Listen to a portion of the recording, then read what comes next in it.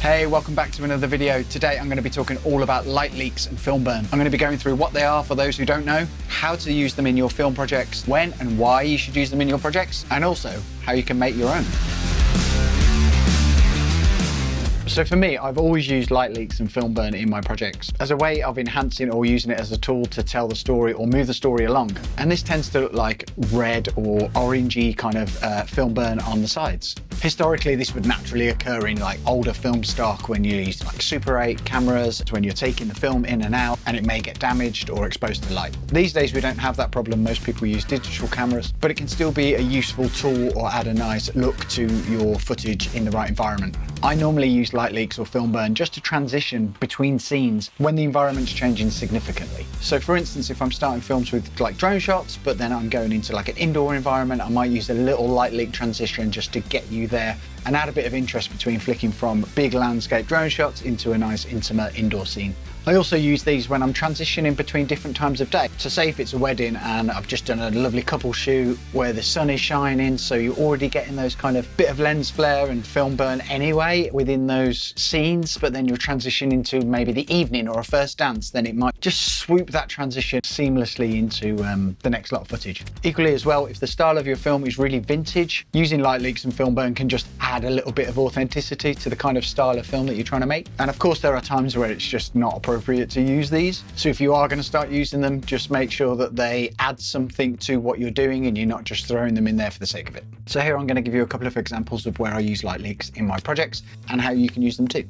So here I've just fired up a little highlights film that I made last year of a wedding that I shot down in London. So you can see all the footage and audio that's been put into a compound clip just to tidy everything up. And here is my adjustment layer with all of my color grades on. So above here, so above the color grade is my light leak. So if I just zoom into that a little bit, we go from a black screen. And if I play it, we just get a little light leak, which goes straight into footage. If I just mute everything else, if we just play that on its own, that's all it is. Just a one little light leak that goes all the way to a complete like orange and then white out screen.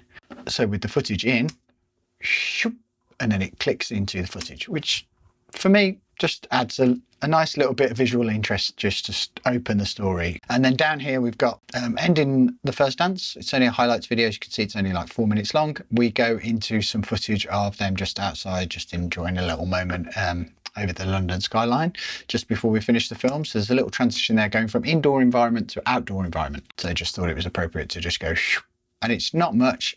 Like, as you can see, this one doesn't actually fully white out, so it's not a full transition, but it just adds a little bit of visual interest going from one environment to the other. It also tells the audience that we're shifting now, we're going somewhere else. And then I often use them at least at the beginning and at the end, and then sometimes in between when we're looking at transition. So here I just go to a normal fade out transition where it's fading to black and then it just film burns and then it's gone. I save all my light leaks and assets in one place, so I know exactly where they are. I've got various packs of light leaks that I've acquired over the years and created myself. So if we go into Light Leaks 2022, this was the last pack that I created. If I wanted to add that to a project, I simply just scroll down here, just drop it on top of the timeline there. And if I played it, it would just literally black out, go to that transition, and then pop back in again because it's just normal footage. And the way that you integrate that into your footage is to highlight it, go up here to the effects browser and go to blend mode and change the blend mode from normal to screen.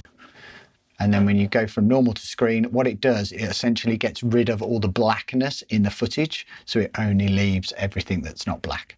So if we play that again, then we've got the film burn coming over the top of the footage without it going completely black. If you've got a transition like this, which I think I used this one at the end where it goes fully white in there, but this, and I'm just going to change the blend mode again to screen.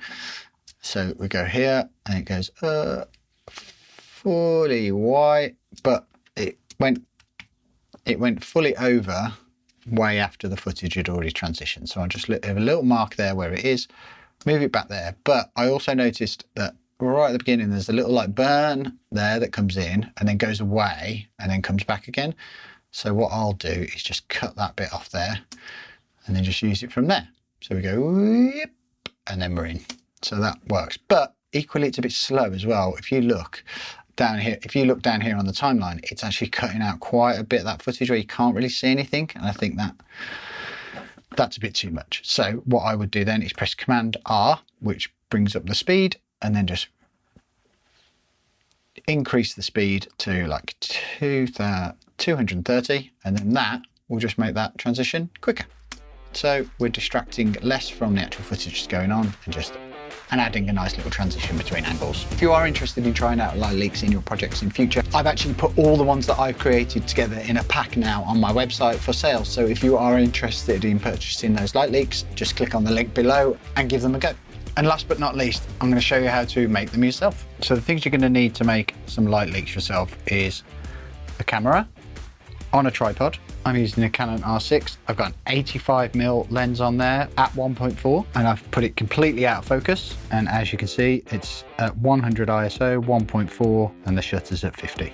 You're also going to need some sources of light. I'm going to use a little battery-powered light panel. I've also got this little battery-powered light. I've got it on orange, and it just spins around and gives a nice little light effect. I've got a little orange diffuser, which goes over there as well to make it more orange. I'm also using a prism. So here we are, just set up. Camera's all set up. Put a memory card in there, shooting on 4K, set up, ready to go. Ordinarily, I'd do this in the dark, but for the sake of this demonstration, I'll keep the lights on so you can see what I'm doing. So it's just recording. As you can see on the screen there, there's black, nothing to see. I'm just gonna get this light source here. Hopefully you'll be able to see what's recording on the screen. I'm just gonna put this diffusion over there.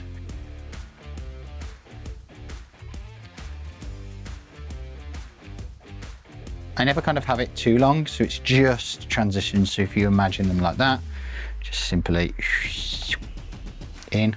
You can have some last a little bit longer. You can have some that cover the whole screen in white, some that don't. Totally up to you. Just play around with it.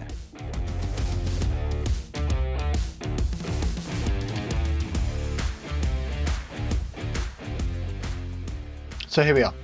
This is that piece of footage that I recorded. It's a bit grey because ordinarily, as I said, I would have done this completely in the dark. We don't need the audio, but we just need to scrub through this footage now. So we'll just scrub through here to see what the start is, see what the first one I did was, which was this one. So we just cut it there. So we just play that. That's one, done. Oh, wait for it to end till it goes black, done. Cut that. And then you just simply go through all those, cut all these, go back, go from there, cut there. That's another one. And you've got all your light leaks nice and chopped up. You click the R tool for range, click on the first one, and then you're going to export those individually. So I'm just exporting the file. Settings, I'm just going to use video, just a H.264 file, so it's nice and small. That's only 27 megabytes.